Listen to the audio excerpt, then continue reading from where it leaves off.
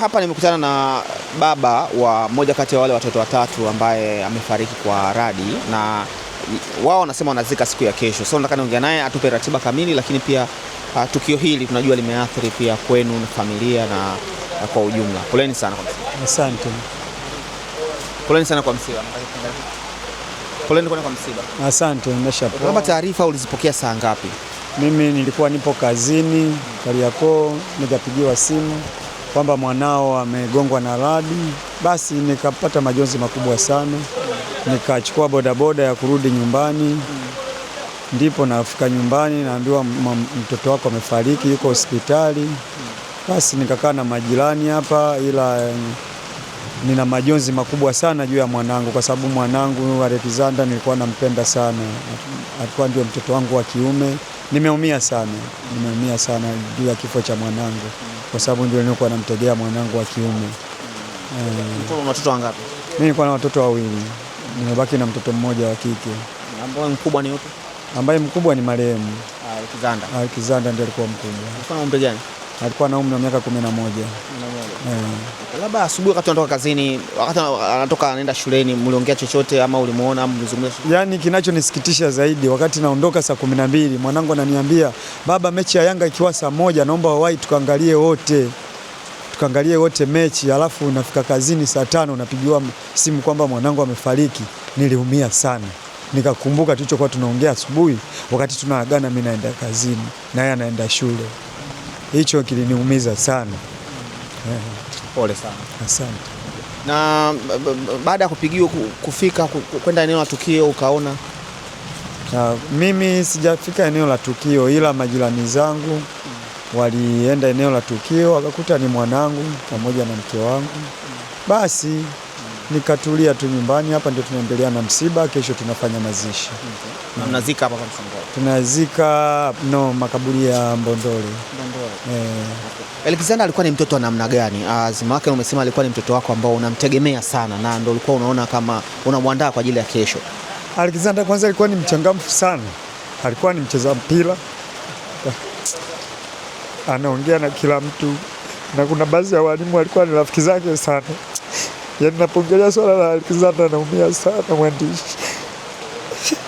Napongelea swala la Alexander naumia sana. Mwanangu nilikuwa nampenda sana. Alikuwa anapenda mpira sana. Kuna baadhi ya walimu ambao walikuwa wanacheza nao mpira Msongola kabisa. Mwanangu alikuwa anapenda michezo sana.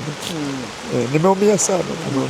Na asubuhi wakati unaongea naye, na maana jioni ilikuwa lazima uhakikishe urudi kwa ajili ya kwenda ni lazima ningetoka kazini saa 12, saa 1 nilikuwa nimefika, ningeangalia naye mechi. Kwa sababu aliniambia mechi ya Yanga endapo itakuwa saa 1 naomba wahi tuangalie wote mechi. Alikuwa ni mshabiki wa Simba kama mimi, lakini baadaye akasema, "Baba, baada ya Yanga kuwa inafanya vibaya, baba naomba nihamie Yanga." Nikamwambia sawa mwanangu. Akawa ni mshabiki. Baada ya Simba inafanya vizuri. Baada ya kuwa Simba inafanya vibaya hapa katikati siku za nyuma, Simba ilikuwa na matukio mabaya. Kaniambia, "Baba, naomba nishabikie Yanga, mimi Simba naona sielewi." Nikamwambia mwanangu sawa. Nikamnunulia na jezi ya Yanga. Kwa hiyo nimeumia sana kwa kifo cha mwanangu. Pole sana. Ulikuwa unamuona huko mbele kwenye masuala michezo zaidi ama ulikuwa hapa Msongola tu, kila uwanja alikuwa anapenda kwenda kucheza mpira na wanakuja wanamwalika hapa. Anaenda kucheza mechi. Pole sana. Asante. Pole sana. Mipango ya Mungu. Asante sana. Labda kuna kitu kingine chochote mmewahi kuzungumza tofauti na michezo na hii? Siku zote mko ukikaa naye mtoto namna gani? Mfano mimi siku moja nilimwambia mwanangu, mimi nataka kama ukifeli mtihani wa darasa la 7 nataka nikupeleke VETA ukasomee ufundi wa magari. Akaniambia, "Baba, lakini mimi napenda mpira, uje wewe unipeleke kwanza Azamu." Kwanza alikuwa anapenda sana nimtafutie nafasi ya Azamu. Nilikuwa na process hizo za siku moja nije nipange siku moja nikatafute viongozi wa Azamu, watoto wadogo wale. Mwanangu alikuwa anapenda sana michezo sana.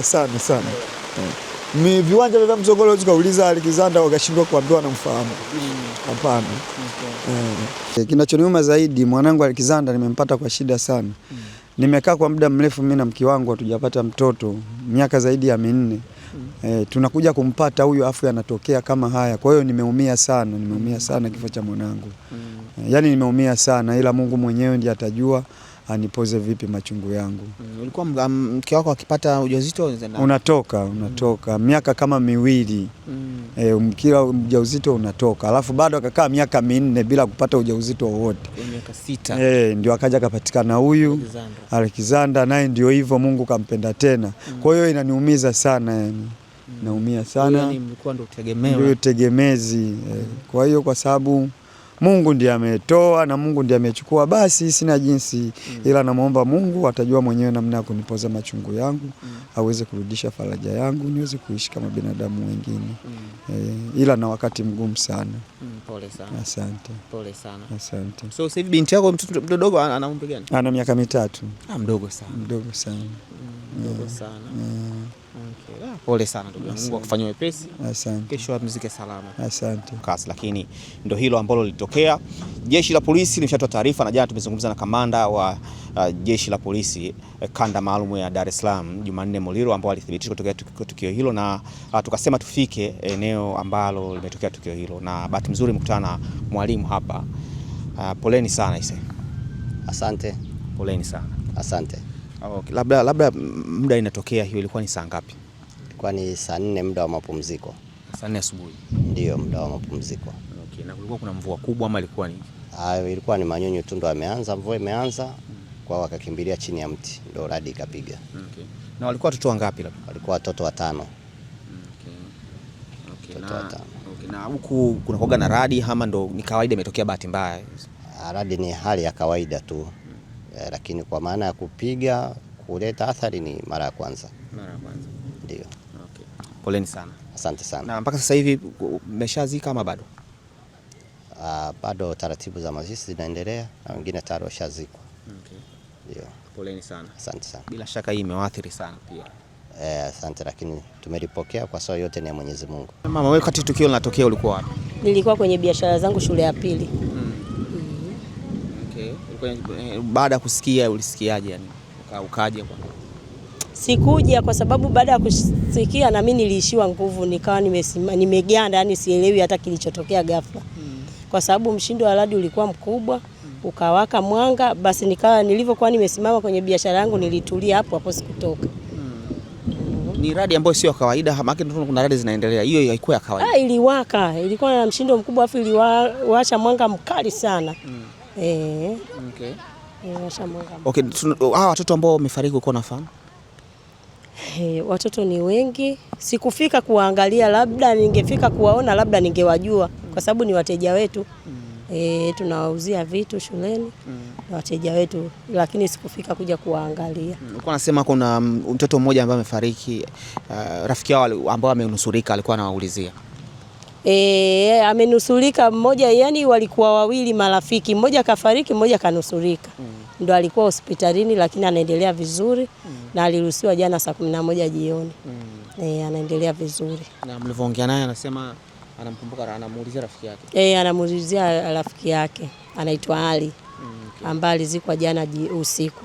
Okay. Poleni sana. Asante. Unaitwa mama nani? Naitwa Mama Nyasatu au mwenyekiti wa wafanyabiashara shule ya Annex Msongola mpya. Asante sana.